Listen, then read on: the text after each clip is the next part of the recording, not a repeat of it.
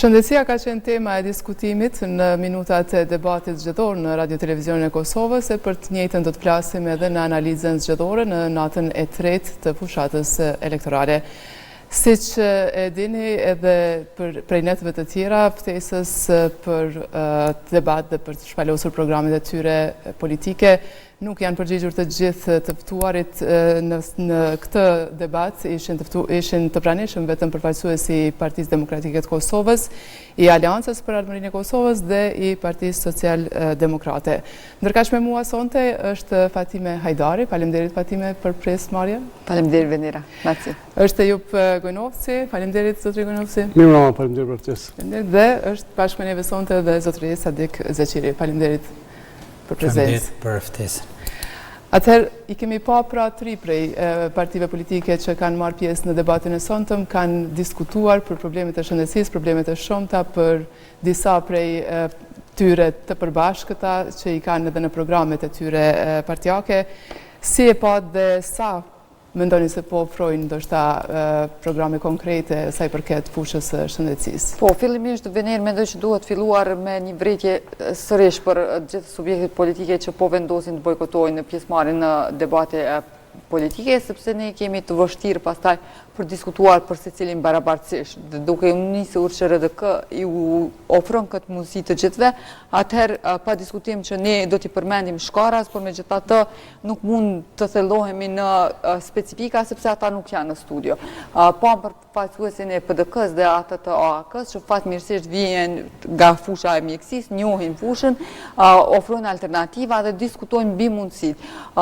Ndërsa sa i përket kandidatit të PSD-s, ata e kanë bërë të qartë që kandidojnë për të qenë opozit, nuk shpalosin program, nuk i dja ka një program, sepse kemi të vështirë të qasim edhe të diskutojnë mbi programin e tyre politikë sa i përket shëndetësisë, por kryesisht kanë akuza dhe kundër akuza pastaj me të tjerët se çfarë është bërë dhe çfarë nuk është bërë. Mendoj që përderisa kemi kaluar nga një proces zgjedhor në tjetrin, ne kemi arritur të identifikojmë problematikat e shumta që ka sistemi shëndetësor në Republikën e Kosovës, duke u nisur nga fakti që ne ende nuk kemi sigurime shëndetësore, pastaj listat e barnave, këtë sistemin informativ shëndetësor të përdicuar dhe të digitalizuar deri në fund ka filluar, po ende nuk është aprovuar përfundimisht dhe nuk është i qasshëm për të qenë funksional, sepse kjo pjesë që ka filluar të implementohet pa diskutim që e lehtëson shumë pastaj pjesën e sigurimeve shëndetësore, sepse ti parafërsisht e keni pasqyrë të gjithë qytetarëve se ku qëndrojnë sa i përket shëndetit.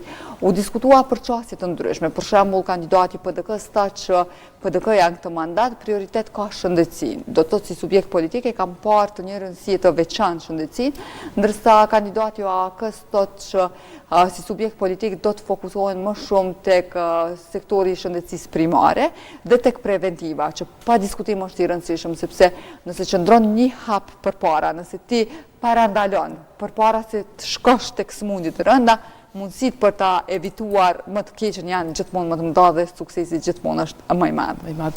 E kemi pa në programin e Partisë Demokratike, realisht kjo që po thotë edhe Sonja Hajdari është një nga, nëse të më gabohem, dikun ishte e raditur në prioritetet e tretë, në kapitullin e tretë të programi i Partisë Demokratike, dhe këto tjerat e kanë pak më vonë. Si e keni pa ju, zotëri Gojnovci, i kanë vënë në prioritet problemet e shëndetësisë këto programet elektorale tash? Unë lexova programin e Partisë Demokratike me që përmendet jo, lexova programin që ka qenë i vitit 2025-28 dhjetorit, nuk dini se ka ndodhur përmirësim, sepse nuk e kam gjetë programin e ri. Kështë e vështirësi të gjenden, por megjithatë janë tashmë të publikuara. Të shohë ato në ndërkohë, por mund të them shkurt se ishte një program mirë, ishte i përmbledhur me problemet të cilat identifikohen dhe ballafaqohet shëndetësia në Kosovë. Megjithatë ajo që kam lashtie të keqe, edhe brenda programit, por edhe brenda asaj çfarë përfaqësuesi i Partisë Demokratike sonte shpalosin në emision ishte që ishin identifiku pikat e rëndësishme, por fliste sikur të ishte i shoqërisë civile ose sikur të ishte një person i cili nuk do të ketë asgjë në dorë nesër, por një person i cili e nje fushën dhe e din se çfarë duhet ndërmarrë për të përmirësuar atë. Mendoj që megjithatë është mirë që Partia Demokratike e Kosovës ka vënë në ballë të shpalosës së këtij programi një doktor i cili e nje mirë problematikën në shëndetësi dhe e ka vendosur mesin e prioriteteve kryesore brenda programit të saj.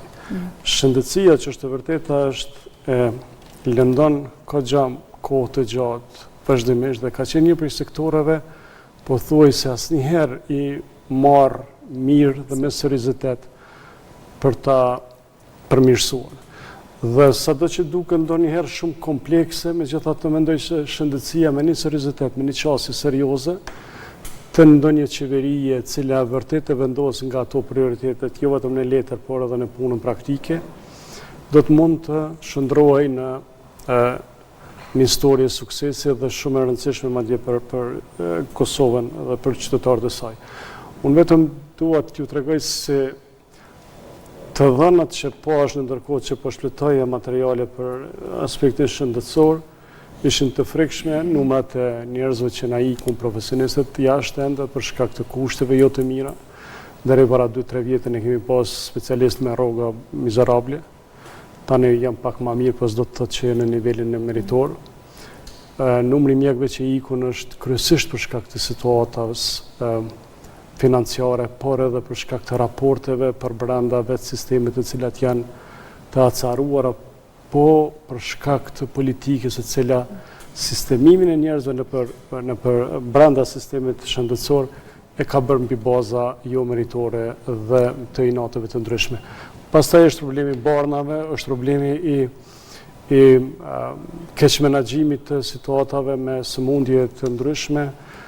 Kur po flas të ikje mjekëve, keni parasysh vetëm në diçka si mas të dhënave jo ndoshta krejtësisht kredibile, por përgatitja e një mjeku vendi toni kushton minimalisht 70.000 euro, ndërsa ai shkon i gatshëm në shtetet të tjera. Dhe kjo 70.000 euro është vetëm për shtetin, ku përfshihen kostot e mësimdhënies, ndërtim e godinave, mirëmbajtjes, e kushteve tjera. Nëse kësaj i shtojmë edhe kostën e shkollimit, investimin familjar të studentit vetë, edhe ajo është aty dikon, por si mesatare mund të kushtoj një mjek dikon brenda 6 viteve studime dikon 150.000 deri në 180.000 euro. Dhe jo vetëm për shkak të kostës, por kur mjekët ikun kaq pahetueshëm dhe ne nuk e kemi fort dert, është problem shoqëror, sepse mjekët janë truri i secilës shoqëri, janë njerëzit intelektualet më të përgatitur. Prandaj unë pa zgjatur shumë këtë si hyrje, vetëm desha të them që serioziteti në shëndetësi është seriozitet vetëm për të tashmen, por edhe për të ardhmen. Dhe pash edhe në programet e disa partive tjera që hulumtova, pash shkarazi, i janë qasur mirë teoretikisht, por kur e lexon ndonjëherë ke përshtypjen se po lexon disa materiale që kishin qenë dashur të shtypeshin ose të bëheshin diku në vitin 2005. Atëherë kur e kaluam fazën e emergjencës dhe jo tani në vitin 2026 kur ne realisht do duhet ta kishim një gjendje krejt tjetër, se sa shëndetësia e shtrejtë, se çfarë kosto ka dhe çfarë dëme zinxhirore shkakton, kjo nuk do mend kur fatkeqësisht ne kemi edhe vdekshmëritë e lartë, kemi edhe lista që presin shumë njerëz për shkak të mos menaxhimit mirë dhe probleme të shumta. Ka një problemesh pra të cilat të gjithë jemi të vetëdijshëm edhe përballemi si qytetarë fundja kur kemi nevojë të marrim shërbime të tilla. Zotri Zeqiri, nga këto që i ndëgjuam në debat, mendoni se ka të themi shpresë që të bëhen hapa konkret, sepse kemi folur gjatë për problemet të shëndetësisë dhe janë vetë profesionistët që i evidentojnë, sepse edhe përballen, madje kjo largimi i mjekëve, pra tashmë nuk është vetëm një faktor, ajo pagesa e ulët sepse ka pas edhe lëvizje, por janë edhe kushtet e punës, ndoshta për shumë profesionistë shëndetësor është vështirë të përballen me mungesë të mjeteve të punës apo të banave esenciale dhe të ballafaqohen me pacientët ose me familjarët e tyre. Sa keni shpresë pra nga këto që u shpalosën sonte, sepse kishim 2 prej tyre mjek që mund bëhet ndryshimi? Në shpresë kemi që nga pas pavarësia, të gjithë ministrat që kanë qenë që nga viti 2008 deri më sot, kanë dhënë shpresë që do të bëhet mirë në shërbimin shëndetësor, megjithatë të gjithë kanë ngecë dhe nuk është ajo shpresë që është prit, nuk është në ende jemi duke shpresuar që do të bëhet mirë. Megjithatë asnjë prej subjekteve politike që ka qeverisë ose që ka qenë ministër nga partitë e tyre në kohëna të ndryshme nuk kanë pasur si prioritet nacional shëndetësinë. Edhe gjatë këtij mandatit të fundit, nëse flasim që nga 6 vjet edhe tutje, ministri që ka orë vetë nga dikasteri shëndetësor, që ka qenë vetë mjek, nuk është ai që ka bën ndryshimet që qytetarët e presin dhe e mirëpresin, sepse kemi një neglizhencë të jashtëzakonshme dhe nuk kemi një organizim të mirëfillt, as në ÇKU-kën që është një ministri e tërë vetë, ose nga institucione tjera që në për komuna. Prandaj unë dëgjova me vëmendje edhe programin e subjekteve politike ose të kandidatëve të tyre që sot bën prezantimin në RTK, si ai PDK-s doktori Adriatik Berisha, si doktori tjetër i AOK-s Shkallëzën Komuni, megjithatë ata kishin si prioritete se çka do të bëhet nëse i fitojnë zgjedhjet këto dy parti dhe qeverisin me vendin në shërbimin shëndetësor, megjithatë mungesa e kandidatit, po them kryesor dhe të lëvizjes vetëvendose dhe mungesa e kandidatëve të Lidhjes Demokratike e bëri më të zbeta dhe debatin televiziv, sepse nuk pat ballafaqim të bërave me të pabërat, prandaj ato ishin vetëm premtime që u duk që nuk janë edhe shumë premtuese nga kandidatët e partive politike. Megjithatë u cakën disa të meta që në shërbimin shëndetësor, është problemi me bornat, që është një problem i jashtëzakonshëm që ndjek që nga viti 2008 deri më sot, sepse të gjithë e akuzojmë të nderët, por të gjithë ata që vendosin në të nder janë kryejnë funksionin e njëjtë që nga viti 2008 me disa ndryshime.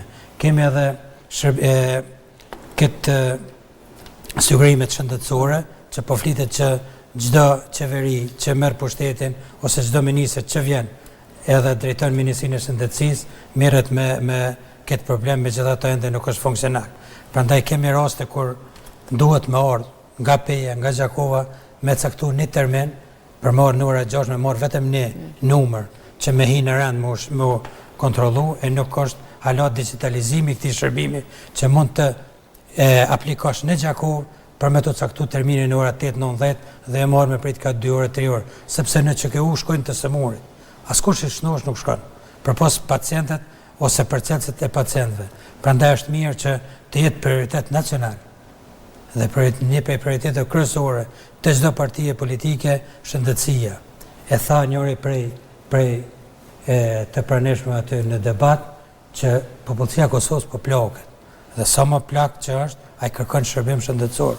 Prandaj duhet të jemi më të kujdesshëm dhe të kushtohet rëndësi më shumë se sa të tjerave shëndetësisë, por edhe ekonomisë sigurisht, sepse pa ekonomi nuk ka dhe shëndetësi.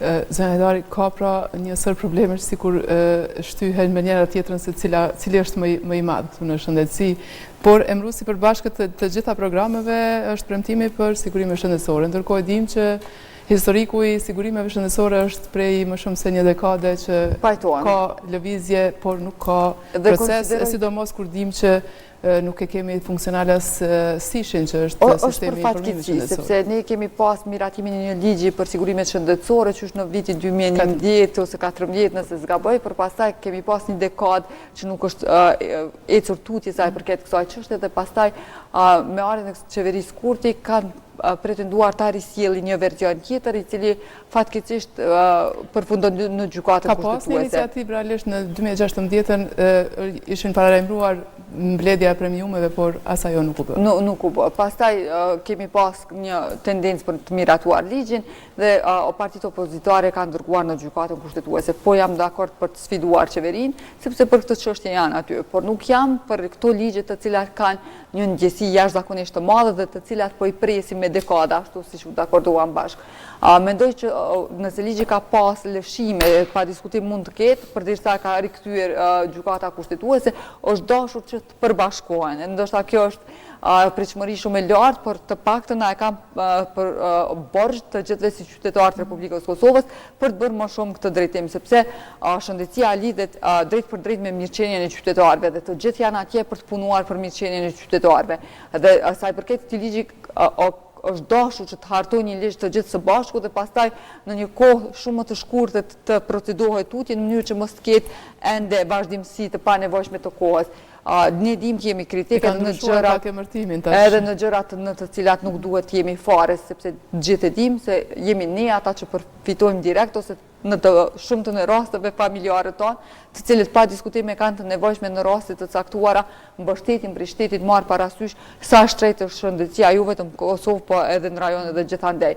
Për të kësaj u folje dhe saj përket klinika, unë konsideroj që me gjitha të është bërë një punë, është e mjaftueshme, asnjëherë nuk është e mjaftueshme, renovimi gjitha klinikave brenda qendrës klinike universitare, pastaj blirja pajisjeve të reja, u përmendë dhe këto MRI-ve dhe CTI-ve të reja të cilat kanë munguar, pastaj tendenca për të rifunksionalizuar këto klinikat rajonalit të cilat po, si shpo thotë Sadiku, në shumicën e rasteve krejt që ka bëjnë është rezervimin një termini për qendrën klinike universitare në Prishtinë, mund tjetë më avancuar, por në shumicën e rasteve nëse një pacient ka nevojë të trajtohet aty për aty, mund të shpëtohet jetë në rastet e shumta edhe në klinikat rajonale, po sikur u është ikur përgjithësia edhe ndoshta mungesa e pajisjeve e të tjera ka bërë që të shihet si mundësi më e mirë dërgimi pacientëve në qendrën klinike universitare, duke kompromituar në shumicën e rasteve ndoshta edhe mbjetesën e pacientëve të cilët e kanë pas problematike rrugën derisa kanë mritur në qendrën klinike universitare.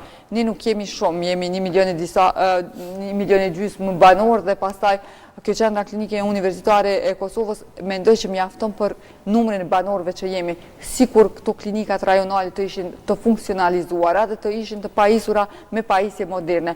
Po është e vërtetë që ne kemi ikje të trurit, ikje të mjekëve ndër vite, po kjo nuk na ndodh vetëm neve. U përmend edhe për 2 doktorëve aty që edhe Kroacia ka pas të njëjtën të lashe, edhe vendet të cilat janë më pak të zhvilluara, sepse pastaj shtetet me zhvillim të lartë synojnë për të marrë mjek të cilët ka një kosto shumë të lartë për të bërë specializant në fushat të caktuara, ata investojnë paga më të larta dhe i marrin të gatshme si resurse.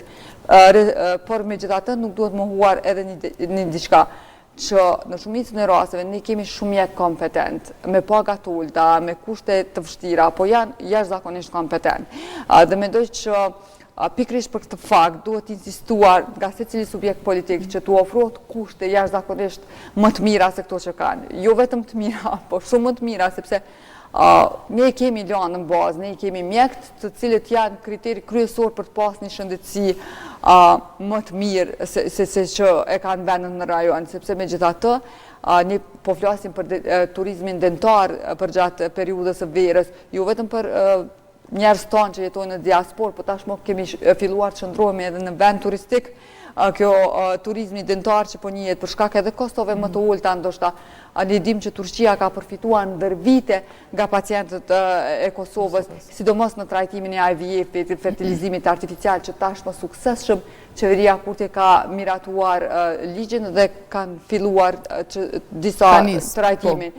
Do t'ishte shumë më e mirë dhe shumë më e rrugës që këto kapacitetit ishin shumë më të mëdha. Do të ishte shumë më e mirë që të ecni me hapa shumë më të mëdhej. Por megjithatë, për të bërë një punë të tillë duhet një unifikim i skenës politike.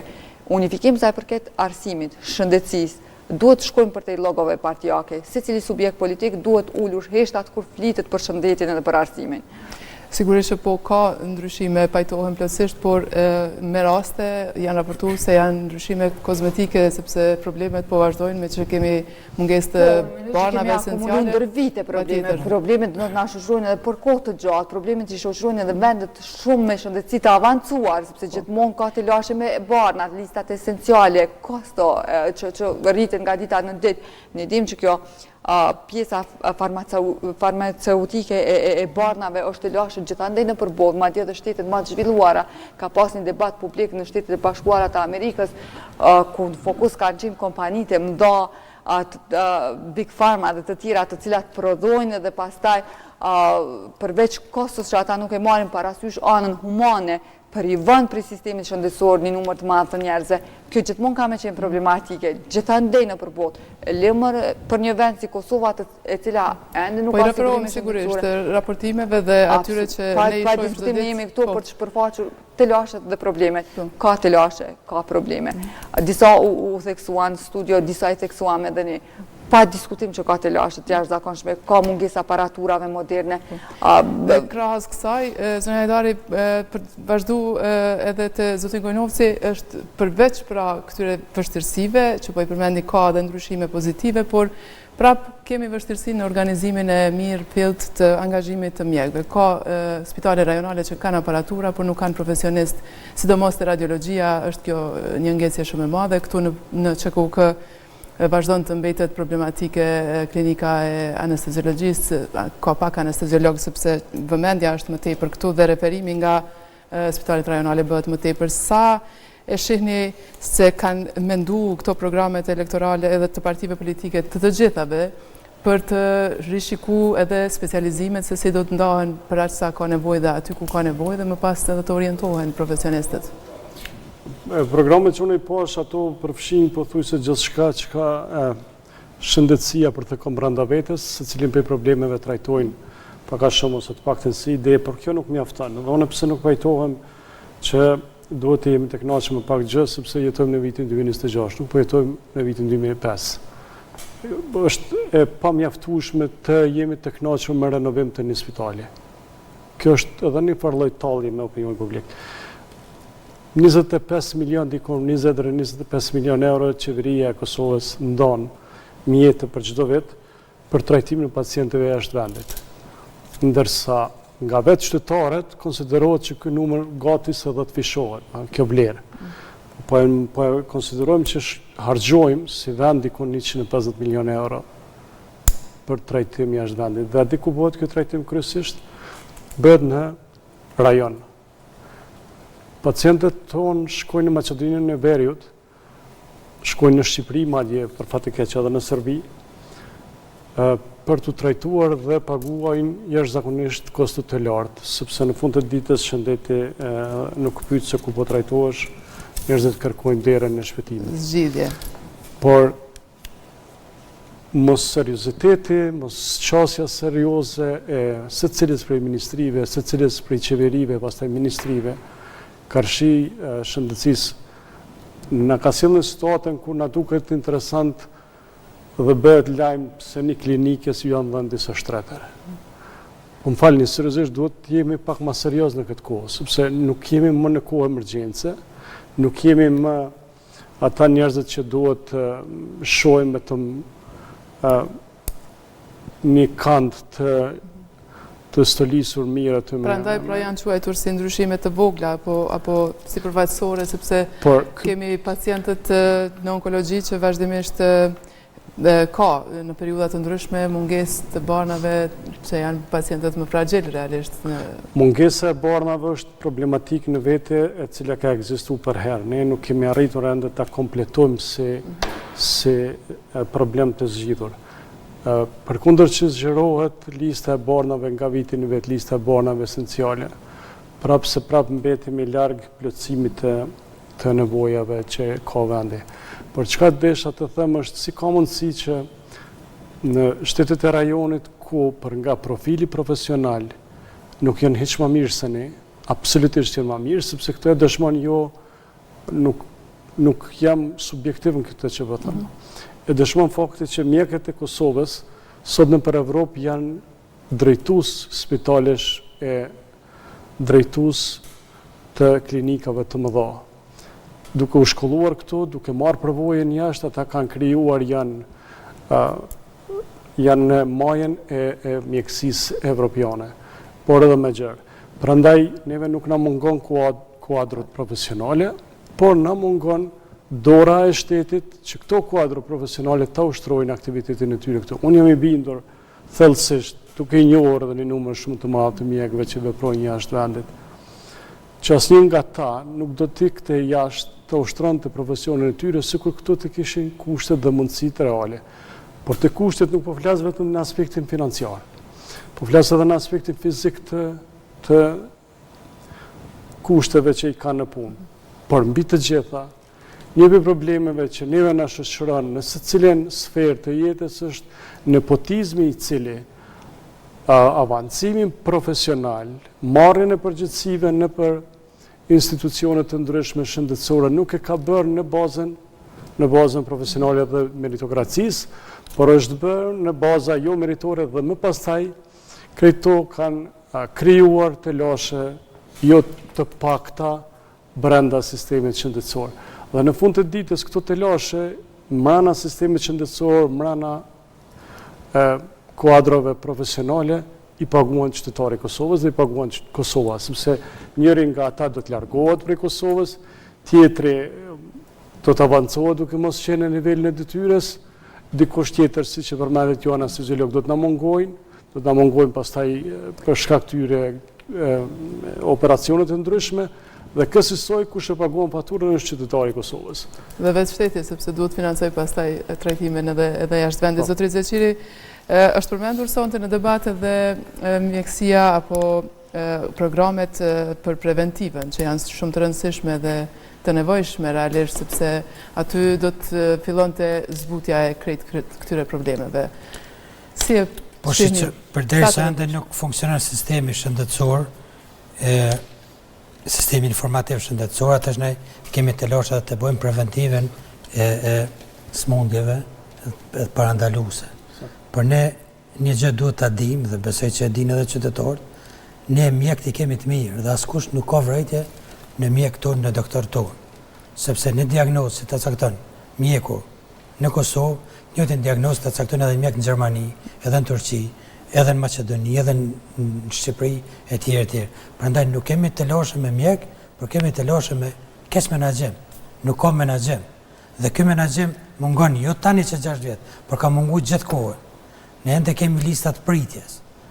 Prandaj si mundesh ti me preventu një të keqe që po të vjen, kur ti je në listë pritjes 3 muaj det.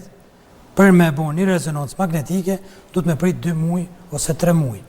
Dhe ajo smundja hec, s'mundesh me parandalu atë, sepse për 3 muaj ajo mundet edhe me marrë jetë njerëzish.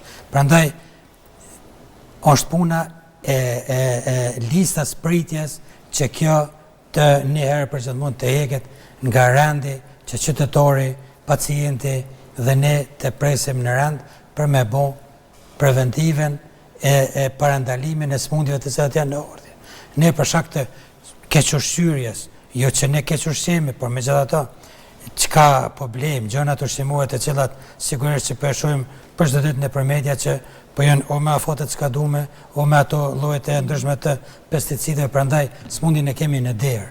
Dhe për të parandaluar smundjen, ne duhet të kemi një sistem informativ dhe ne duhet të kemi edhe të mos kemi listë pritje. Kjo po mungon në Kosovë, fatkeqësisht çdo herë kemi pas mjek që kanë drejtuar Ministrinë e Shëndetësisë, kemi edhe tani mjek që drejton Ministrinë e Shëndetësisë dhe kemi që dikon 5 vjet ose 4 vjet i njëjti ministër i cili e din sepse ai ndjen vetë është mjek.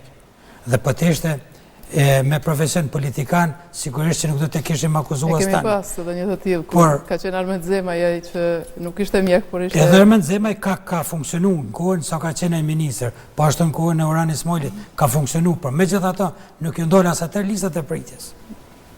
Dhe ne të gjithë kemi nevojë për rezonancat magnetike ose kemi nevojë për ato stendat që po kanë të lashë njerëzia dhe duhet me prit në rand, duke pritur një herë po vdes. Dhe për me parandalu, ne kemi kundër spitaleve private. Por rëndësi duhet me kushtu spitalit qendror QKUK-s dhe më shumë se rëndësi QKUK-s duhet të merret vesh edhe Komuna e Prishtinës, edhe Ministria, edhe Qeveria, që edhe Prishtina të ketë një spital rajonal, sepse të mos shkojmë për një dhimbje dhëmbi në QKUK. Por duhet të kemi edhe Prishtina një spital që të jetë funksional, sepse kemi mjek të cilët nuk po mund të punësojnë, po ikin. Dhe ata që po ikin po punësojnë edhe në Gjermani, edhe në shtete tjera dhe s'po kanë asnjë pengesë rreth shkollimit, sepse po janë të avancuar dhe të barabartë me kolegë tjerë gjerman ose të shteteve tjera. Prandaj duhet të kemi kujdes që të ndërtohet një spital rajonal në Prishtinë, që qytetarët e Prishtinës, që është numri gati më i madh në Kosovë, të kenë spitalin e tyre dhe të ketë një lidhje të drejtë për drejtë të spitaleve rajonale me QKUK-n. E tha njëri nga në debat, po më duket zoti Komoni, që nëse ndodh një aksident në rrugën pej Prishtinë, pacienti ose të plagosit ose të lënduarit shkojnë në spitalin e Pes, nuk kanë trajtim se s'ka mjek ose s'ka aparatur dhe ai deri vjen në Prishtinë mund të vdes. Prandaj duhet të shtrihet sistemi i organizimit, qoftë me rezonanca, qoftë me mjek të lamive të caktuar, jo të mos ketë mjek të zemrës në spitalin e Pes për shembull. Kjo është, mendoj që duhet të kenë parasysh të gjitha subjektet politike në programet e tyre dhe prapa them, duhet të jetë prioritet nacional shëndetësia. Nuk është ka funksionan. Nuk ka menaxhim të mirë. Prandaj Kundrohen bordet e që kjo çdo 3 muaj i bie që diçka s'po funksionon. Prandaj janë probleme shumë të vjetra dhe janë të akumuluara. Janë të akumuluar dhe besoj që nuk ka një gatishmëri për të mbështetur njëri tjetrën. Unë realisht kam shërbyer në komunën e Prishtinës dhe një zotin Vitia nga komuna e Prishtinës. Të gjithë jemi dëshmitar që zoti Vitia ka arritur me stafin e tij të transformojë shëndetësinë primare në nivel qyteti. E dim në çfarë gjendje ka marrë dhe dim në çfarë gjendje ka dorëzuar. Ka pas një sukses të theksuar dhe për të janë pajtuar gjithë. Sepse me gjithë atë, nuk po them për qeverisën në përgjithësi në Prishtinë që ka shkëlqyer, por ky ka qenë drejtoria e shëndetësisë në komunën e Prishtinës e ka bërë diferencë dhe me po të njëjtin entuziazëm është prit edhe në Ministrinë e Shëndetësisë. Apo jetin gjanat me ritmin që dënim, pa diskutim që jo, gjithë jemi qytetarë të këtij vendi dhe gjithë ballafaqohemi me sfidat e njëjta. Po pa diskutim diçka ka filluar të lëviz. A është e mjaftueshme kjo me cilën po lëvizim përpara? Jo, nuk është. Nuk mund ta mohojmë faktin e ndryshimit të gjendjes në klinikën onkologjike. Kurdo që fatkeqësisht i ka ra me vizituar klinik, e dim çfarë gjendje ka qenë dhe çysh është sot. A ka të lashë me listën e barna? Pa diskutim që ka. A ka probleme me citostatikët? Pa diskutim që ka. E tha dhe mjeku në studio, foli saktësisht për problemin. Tha që po insistohet të blehet barna specifike me një kosto shumë të lartë, e të cilat nuk po mjaftojnë pastaj për numrin e madh të njerëzve të prekur me smundjet malinje. Fatkeqësisht smundjet malinje janë në përhapje masive, gjithandej pa dashur për tensionuar ose shqetësuar qytetarët e këtij vendi, po ky fenomen nuk po na ndodh vetëm ne. Apo na ndodh ndoshta ne më shumë, nuk ka ndonjë statistikë të qartë ose ndonjë hulumtim që na tregon, po pa diskutim e tha edhe Sadiku që përveç të lashëve me ushqimin e pakontrolluar që po konsumohet, pastaj niveli i ajrit, papastërtitë që po na vijnë përmes termocentralit dhe të tjera, me siguri që ndikojnë. Dhe pastaj u përmend edhe prej 2 doktorëve në studio që fatkeqësisht mosha e qytetarëve po vije duke shkuar gjithherë duke u bërë më e plakur, atëherë të lashët vinë duke ushtuar dhe pa diskutim që këto kapacitete nuk mjaftojnë. Duhet të gjithë pa diskutim të jenë pjesë kontributëdhënës në avancimin sa më të shpejtë, sepse po pajtohem që nëse nuk ka preventiv, nëse nuk punojnë gjithë, nëse nuk stopojnë njëri tjetrin dhe për të çuar në gjykatën kushtetuese, qoftë diçka bazike si kjo, atëherë të lashët e akumuluara dhe këto të reja pa diskutim që do na dalin përpara. Patjetër që po, të tregohet. Duhet më kon të kënaqur nëse renovohet një objekt, sepse bën edhe më së miri renovo objekti, nuk duhet më qenë të kënaqur nëse ka ec pak përpara shërbimet e mira shëndetësore, por duhet të jemi të kënaqur nëse seriozisht punohet çdo ditë në drejtim dhe të ketë politik në ÇKUK që e kemi pak më kryesore në Kosovë. Po e përmbyll me ju, zotëri Gonosi, me që jemi pak më të kufizuar me kohën sonte për shkak të lojës që ishte, shumë shkurt, cila do të ishte pritja për ju, me cilin hap do duhet fillonte? Sigurimet shëndetësore, riorganizim, njëra nga këto që mendoni? Sigurimet shëndetësore dhe sistemi informativ shëndetësor janë jashtëzakonisht të rëndësishme. Për sigurimet shëndetësore duhet jemi korrekte, askush s'ka arritur ende të bëjë një hap të të madh përpara për shkak të kompleksitetit të vetë asaj skeme që sjell. Kudo që të intervenohet në shëndetësi do të bëhet mirë, po është shumë e rëndësishme që shëndetësia ta ketë vërtet jo vetëm epitetin e prioritetit, por teorik, por epitetin edhe të prioritetit praktik. Natyrisht, unë nuk fatkeqësisht më duhet me mbyllë me një fjali, sepse nuk dua të jem shumë optimist nga kjo që kam parë, sepse kam parë në programe që do të ndërtojmë ÇKU-n e re, nuk përmirësohet shëndetësia duke ndërtuar objekte, duhet ta heqim nga mendja. Nëse një spital privat arrin që brenda një viti ta kompletohet pse sa rrihet që të kompletohet njëjtë edhe spitalet ose institucionet publike shëndetësore. Prandaj unë mendoj që vetëm duhet qasje serioze dhe duhet të mos ngopemi me letra të bosh dhe me ide se do ta bëjmë këto.